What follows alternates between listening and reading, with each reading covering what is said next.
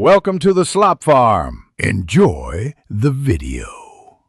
You start by confirming your iPhone has the latest compatible iOS and enough free storage so edits don't stall. Once done, open Image Playground and grant camera and photo permissions. This lets the app access and save images.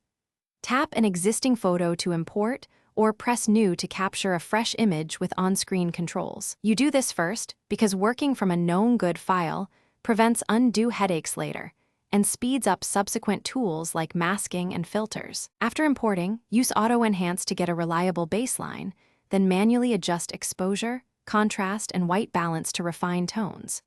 Next, create a mask for local edits. Paint where you want changes and invert if needed, because targeted edits preserve image quality.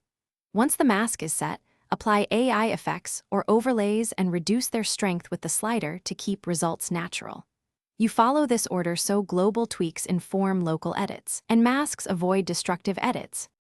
To finish, export at the resolution and format you need, selecting compression to balance quality and file size. Before exporting, zoom in to check edges and artifacts.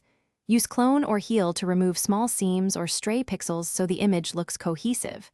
If something goes wrong, app freezes, exports fail, or AI artifacts appear, force quit the app, restart your iPhone, clear app cache, or re-import the original file. This often resolves transient issues without losing your work. Thanks for watching. Consider subscribing if we helped you today.